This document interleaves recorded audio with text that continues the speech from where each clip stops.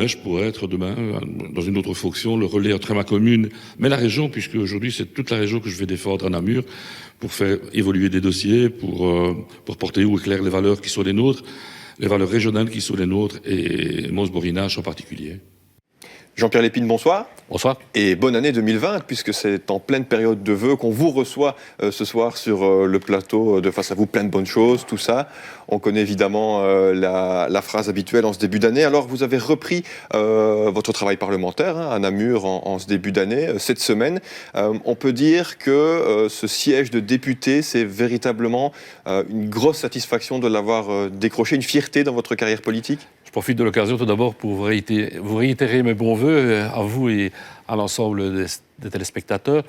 Clair qu'au niveau de mon implication régionale, c'était pour moi la grande aventure. Aujourd'hui, après quelques mois de fonctionnement, donc c'est plus ou moins 6 mois et 3 mois à la présidence de la commission nature, forêt, environnement, je peux vous dire que j'ai pris mes marques et que cette fonction me plaît énormément. Alors vous êtes engagé en politique depuis plus de 30 ans maintenant. Vous y auriez cru un jour à ce siège de député si on vous l'avait dit à l'époque quand vous n'étiez qu'un simple, alors simple entre guillemets bien sûr, mais simple conseiller communal? Évidemment, ça va faire 32 ans que je suis aux manettes de la commune, enfin, en tout cas que j'exerce un mandat communal. Si un jour, et le premier jour où j'ai prêté serment, croyez-moi, on n'emmène pas large quand on prête serment en qualité de conseiller communal, c'était en 1989, on m'avait dit que je serais bourgmestre un jour, je l'aurais peut-être pas cru, mais alors être député aujourd'hui, pour moi, c'est peut-être... Même si je suis près de la fin que du début, c'est un couronnement de carrière, mais je compte mener ce mandat à bien durant les 5 années à venir. Alors ça peut sembler évident maintenant, mais pourquoi avoir choisi de vous engager justement en politique ? Alors, c'est toute une histoire, parce que dès mon plus jeune âge, j'ai commencé à militer dans les mouvements de jeunesse socialiste à travers la MJT, où j'ai exercé des fonctions de moniteur, de coordinateur de vacances, de centre de vacances. Tout naturellement, j'ai pu décrocher un emploi de comptable à la mutualité. L'envie m'est venue à ce moment-là de m'engager, d'essayer d'aider, de défendre les valeurs qui sont les miennes, d'aider les gens.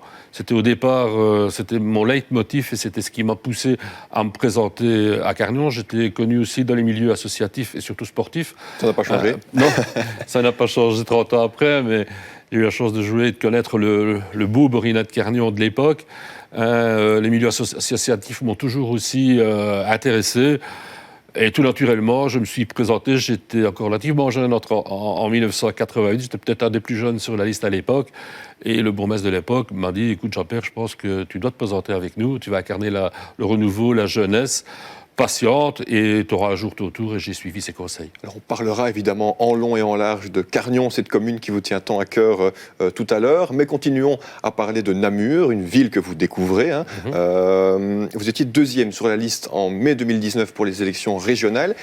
Une place, puisque le Parti socialiste avait 3 sièges lors de la précédente mandature, donc une place qui laissait entrouvrir la possibilité, vous avez pu vous y préparer en tout cas. Je ne peux pas mentir, c'était une place relativement confortable, comme vous le dites, sachant que nous sortions de 3 élus, donc il était clair que selon un peu les sondages préélectoraux, 2 élus, on les ferait.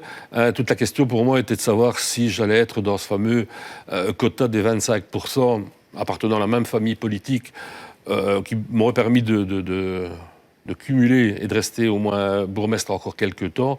Ça, je ne le maîtrisais pas, je ne le savais pas, mais je n'y croyais pas, sauf le lendemain des élections à 13h, quand j'ai reçu le coup de fil de vos collègues de la RTBF pour me prévenir que j'étais le 6e et dernier sur la liste du Parti socialiste en région wallonne à pouvoir continuer à exercer mon mandat. Et je mesure la chance que j'ai aujourd'hui d'exercer les deux, mais surtout la chance que j'ai de préparer ma succession. Une campagne menée main dans la main avec votre ami Joël Capompolé. Ah, ça, Joël et moi, c'est une longue histoire, que je peux le dire à l'antenne, une longue histoire d'amour, puisque je connais Joël quand même depuis de nombreuses années. Elle était sur le même banc de classe que ma petite sœur, à l'école de rue Jules Lestrie à Carnion. Ces racines carnionnaises qui la suivent et qui la poursuivront toute sa vie, faut que nous sommes proches l'un de l'autre, et nous avons mené une campagne respectueuse, une campagne qui nous a permis de réussir les scores électoraux qui ont été les nôtres. Dommage qu'à quelques centaines de voix près peut-être, nous n'avons pas pu concrétiser le 3e siège. Réitérer le score des élections précédentes. Tout à Et fait. donc, du coup, votre vie aujourd'hui, vous la partagez entre Carnion, bien évidemment, Namur et Bruxelles, puisqu'on est élu également à la Fédération Wallonie-Bruxelles. Vous avez donc dû apprendre à déléguer, et ça, c'est pas vraiment votre truc. Non, c'est pas vraiment mon truc, mais je me suis dit que là, je n'avais plus le choix. Et c'était le moyen pour moi aussi. Comme je l'avais annoncé avant les élections communales déjà, j'avais annoncé que je partirais à mi-mandat, je confirme devant vous. Aujourd'hui, je suis un peu pressé, mais je suis pressé, non, c'est juste une question d'organisation. Et il est clair que ma succession, je la prépare, mais comme je prépare aussi peut-être la succession du collège en entier, puisque certains de mes collègues partiront en même temps que moi ou après moi. Donc c'est toute une nouvelle équipe qui pourra peut-être se mettre en place demain à Carnion, sur laquelle j'aurai toujours un œil averti, sans être et sans jouer aux belles-mères, puisque c'est pas mon style non plus. Mais c'est vrai que déléguer, c'est pas chose facile. J'ai appris. La meilleure chose, c'était de confier à mon premier échevin, qui sera appelé normalement à me remplacer, la lourde tâche de grand argentier, donc d'échevin des finances que je maîtrise et que j'exerce depuis 20 ans maintenant à la commune. Je lui ai confié les finances sous l'œil averti de notre directeur financier, et je reste quand même un petit peu hors trait pour les premiers conseils d'usage. Je lui ai confié également l'état civil pour lui permettre de célébrer des mariages, de se faire au contact de la population. Je pense que pour être un bon bourgmestre, il faut passer par là, surtout par le domaine des finances, qui pour moi est le secteur le plus important. Voilà, oui, je sais déléguer. Depuis le mois de juin dernier. Depuis le mois de juin dernier. Les téléspectateurs l'ont entendu, vous comptez bien évidemment sur ce mandat pour porter haut les couleurs de Mons-Borinage. C'est plus facile encore en 2020 de porter des projets, de défendre des projets lorsqu'on est aux côtés du gouvernement et qu'on peut interpeller des ministres beaucoup plus facilement que de prendre sa plume. C'est clair que quand on est près de Dieu ou quand on est en majorité, c'est tout de suite un petit peu plus facile pour faire passer un petit peu, d'abord vos idées, mais ensuite les dossiers qui vous sont chers. Avec ma collègue, puisque je reviens sur Joël, avec ma collègue Joël Campompoli, nous avons entrepris la visite des collèges communaux, voir un peu quels sont leurs projets dans les cartons, quels sont leurs souhaits, leurs desiderata, sachant qu'on ne sera peut-être pas les rencontrer demain tous, mais il y a cette volonté en tout cas de porter haut et fort, et en tout cas à Namur, dans un premier temps, les projets ennuyés, les projets de Mons-Borinage, et surtout de les défendre. Alors, député, mais également, cerise sur le gâteau, président de commission, avec une thématique, et là je relis mes notes, la commission nature, environnement et bien-être animal du Jean-Pierre Lépine, pur jus. Ou pas. C'est tout moi.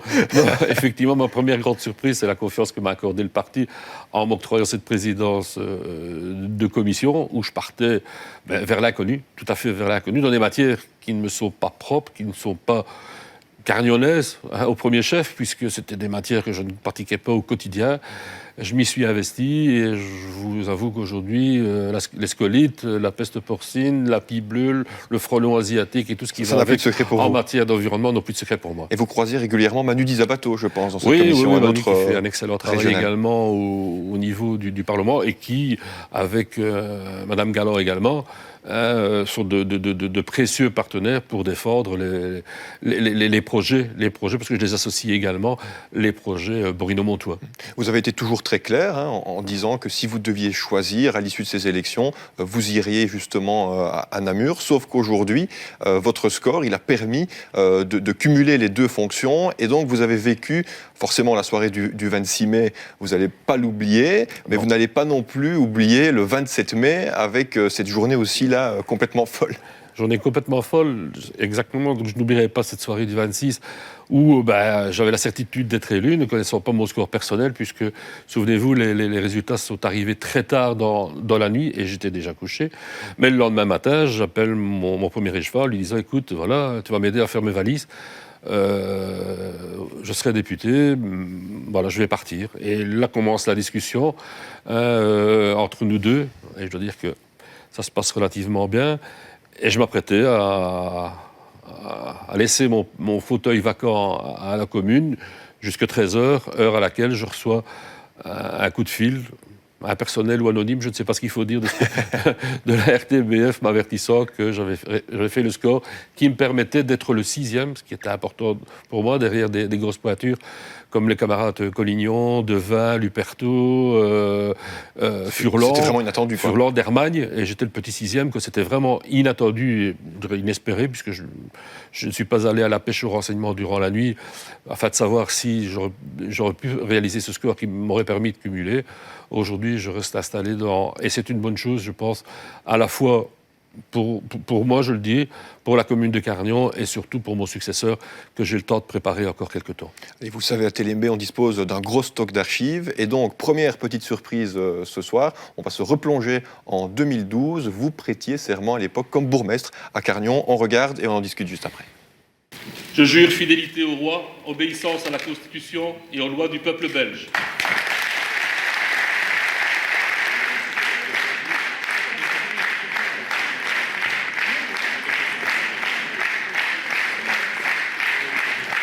Énormément d'émotions, bien sûr. Je pense à mes proches aujourd'hui, surtout mes parents qui seraient fiers de moi aujourd'hui. Mon fils qui malheureusement est alité suite à un accident sportif, qui ne sera pas dans la salle, mais c'est à lui beaucoup que je pense aujourd'hui. Ma compagne et tous ceux qui m'entourent, qui m'aiment, et les Carnionnais qui m'ont fait plaisir. Voilà. Une réaction peut-être par rapport à ces images? Encore beaucoup d'émotions, et c'est vrai que ça, pour la première fois, l'écharpe mayorale, prêter serment, voilà, c'est une responsabilité énorme. Alors que je dirais que certains ne mesurent pas vraiment, mais je vous assure que c'est vraiment une responsabilité énorme.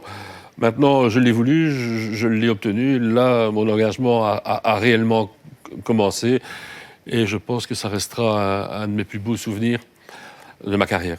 Quand on atteint le poste de bourgmestre ou de député, alors qu'on a déjà une belle expérience politique, ça fait quoi de redevenir un novice et de continuer à apprendre à 40, 50 ou 60 ans?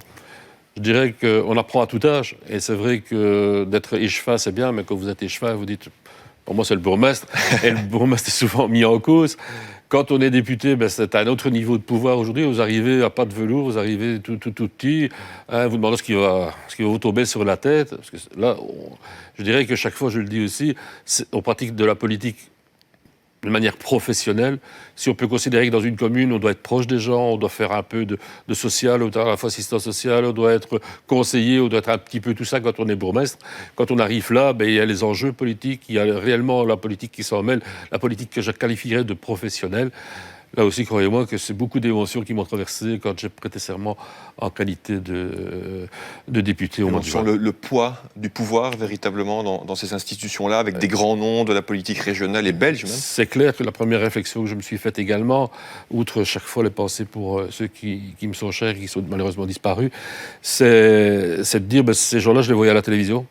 Aujourd'hui, je les côtoie au quotidien. Et vous êtes dans la télévision. Je suis dans la télévision. Comment je vais me comporter par rapport à eux? Est-ce que je serai à la hauteur de la fonction, mais à leur hauteur, eux qui dégagent une assurance, une certaine expérience? Croyez-moi qu'après 6 mois, je me suis fondu dans ce contexte et tout se passe relativement bien à Namur. Et c'est tant mieux, évidemment. Alors à Carnion, vous avez succédé à Guy Rolland, à l'époque, en 2012. 2 hommes profondément différents, mais les petites boutades disaient à l'époque que si on avait pu réunir les 2 qualités, en tout cas vos 2 qualités essentielles, on aurait fait le meilleur bourgmestre de Belgique. C'est vrai ça? Je confirme aujourd'hui, 7 ans après, tout nous opposait, et quand on nous voyait quelquefois à 2, mais qu'est-ce que vous faites à 2? De quoi pourriez-vous parler? Parce que vous êtes les extrêmes, vous êtes le blanc et noir, vous êtes... non, franchement, j'ai partagé de grands moments avec lui, de grands moments de dialogue, de grands moments de discussion, de grands moments de fou rire également. Voilà, c'est un homme qui m'a appris évidemment beaucoup par sa rigueur, et j'en ai retenu également beaucoup, et je me suis dit que si je veux être bourgmestre demain, c'est comme ça que je dois gérer. C'est de lui que je dois m'inspirer. Mes prédécesseurs m'ont apporté également des petits conseils, avant que je ne sache que j'allais le devenir un jour. Mais ma complicité avec Guy Rolland est une complicité à toute épreuve. Et je suis aujourd'hui, bien sûr, triste qu'il n'est pas à côté de moi, mais je suis fier d'avoir côtoyé cet homme. Oui, bien sûr, Guy Rolland, dont la photo apparaît à l'écran, et vous l'avez dit, c'était l'occasion aussi de lui rendre hommage, puisqu'il nous a quittés. Quel type de relation vous aviez? Une relation peut-être plus professionnelle qu'amicale, personnelle? On va dire que c'était une relation qui a débuté, mais vraiment et fortement au lendemain des élections de 2012, de 2006 plutôt. De 2006. Le temps passe si vite. Oui, le temps passe très vite. Et à quelques voix près, j'aurais pu déjà être bourgmestre à l'époque. Croyez-moi, il m'a appelé dans son bureau à 8h du matin le lendemain, le lundi, et on s'est parlé entre hommes, on s'est parlé franc. On s'est dit ce qu'on avait à se dire. Lui, content d'être élu. Moi, encore un petit peu sur le coup de la déception. Mais quand même, en sortant de son bureau, il m'avait rassuré. Il m'avait rassuré de m'apporter toute son expérience durant les 6 ans à venir. Non pas un mi-mandat, non, c'était clair, c'était les 6 ans à venir. Et qui me préparerait pour 2012. Et il a tenu parole. Une façon de faire de la politique bien marquée. Ça a beaucoup changé aujourd'hui. Le bourgmestre n'a plus le même rôle qu'avant. Les politiques sont plus décriées. Oui. À cause de certains abus qui ont eu lieu, évidemment. C'est important de le dire aussi. On ne peut pas le nier, les abus sont là. Ils sont sur l'apanage de quelques-uns, de quelques brebis égarés que je qualifierais comme tels. Mais c'est vrai que le métier profondément, le métier en lui-même a énormément changé. Je pense à mes prédécesseurs et peut-être à Guy Rolland aujourd'hui, puisqu'on vient d'évoquer sa mémoire, et les autres avant lui, où on ne connaissait pas les réseaux sociaux, il n'y avait pas de GSM, la zone de police n'existait pas, la zone de secours encore moins. Le bourgmestre était responsable d'un peu tout, en fait. Le bourgmestre était le chef de tout dans sa commune, il avait sa police, il était chef de son personnel, il était le seul, presque le seul maître à bord, pas vraiment, puisque derrière ça, il y a toujours un collège. À l'époque, un collège juvénal, aujourd'hui le collège communal et le conseil, là où le vrai débat démocratique a lieu. Mais les temps changent, la responsabilité du bourgmestre est de plus en plus grande. Le petit bémol et le seul regret pour moi aujourd'hui, c'est que la reconnaissance du métier n'est plus, et de la fonction n'est plus ce qu'elle était avant.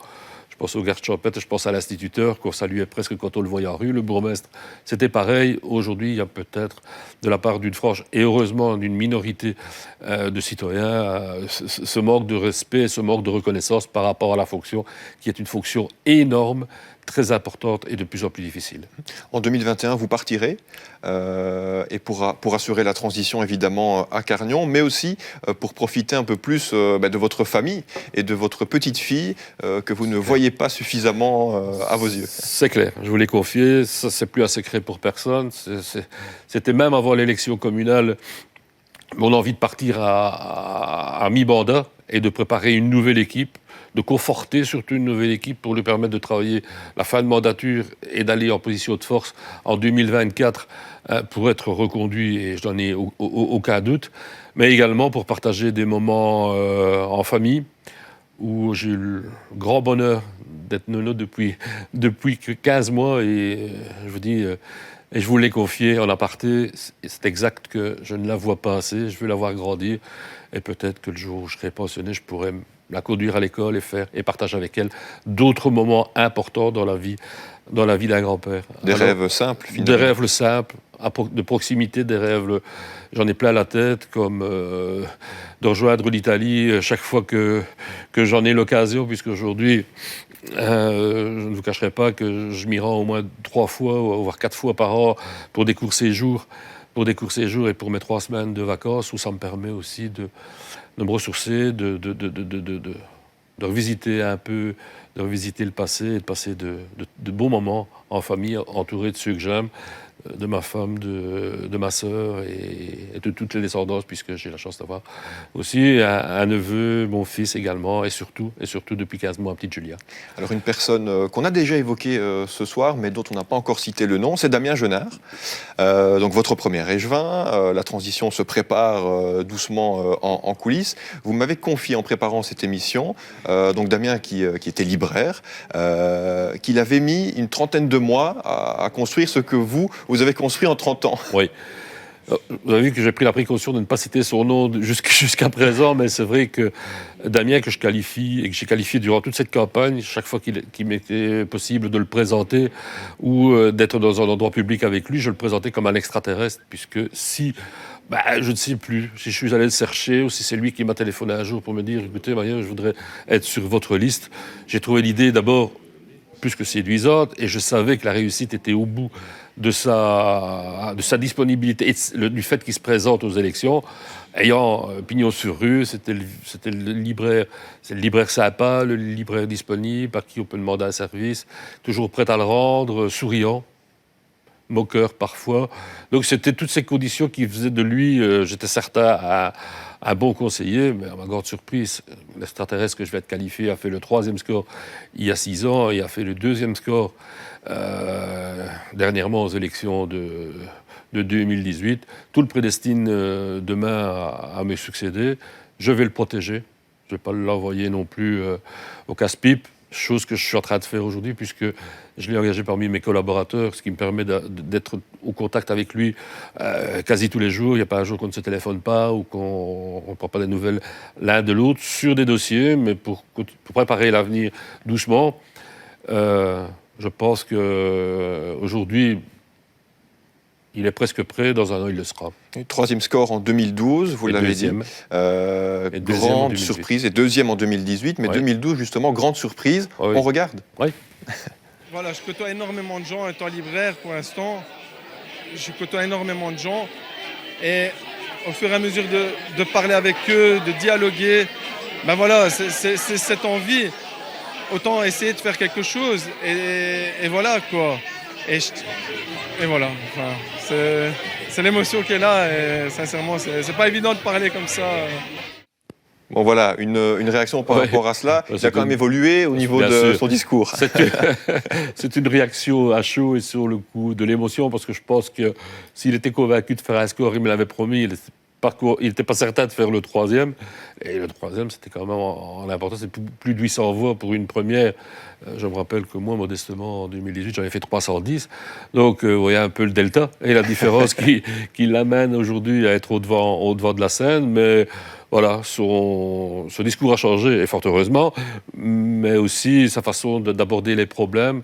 Et surtout, comme je l'ai dit d'entrée, lui confier aujourd'hui les finances communales, ça lui permettra d'avoir une vision 2024, et j'espère le plus longtemps possible pour lui sur les finances et les projets communaux à Carnion. Alors le temps passe très vite, il nous reste encore quelques minutes à peine pour évoquer les grands projets de la mandature. Oui. J'ai envie de commencer par la piscine, puisque là vous voyez enfin le bout du tunnel. Vous n'avez pas dit ouf, mais plouf. C'est ça, c'est ouf et plouf. Enfin, et les derniers résultats des analyses que j'ai reçues ce matin par téléphone confirment que celle-ci sera bien inaugurée, c'est une chose, dimanche, mais surtout qu'elle sera rendue au public et au club sportif dès lundi. Un bien nécessaire après 2 ans de travaux à n'en plus finir, et surtout des suppléments qui nous ont coûté la peau de bonbon, pour ne pas dire autre chose, une expression peut-être un petit peu plus triviale et vulgaire, mais qui nous ont coûté bonbon, mais c'était nécessaire de refaire. Alors je comprends aussi l'impatience des gens, mais il faut vivre au quotidien un tel dossier pour dire que c'est pas un long fleuve tranquille, et que si aujourd'hui la piscine, si demain elle sera réouverte, c'est grâce à la volonté communale, c'est grâce à la volonté du collège, et surtout aux moyens financiers qui nous ont permis de couvrir tous ces suppléments, parce que de suppléments, il y en a eu. D'autant plus important quand on connaît le paysage des piscines à Mons-Borinage, et nos téléspectateurs le savent, c'est parfois pas facile d'en trouver une qui est ouverte. Tout à fait. Un autre gros projet, si pas le projet de la mandature, c'est cette cité administrative. Oui. Vous avez changé d'avis, puisqu'au départ, on était sur un projet plutôt à Carnion Sud, et maintenant il suffira en fait de traverser un passage piéton pour aller entre la vie politique et la vie administrative à Carnion. Voilà. Vous avez bien résumé l'histoire.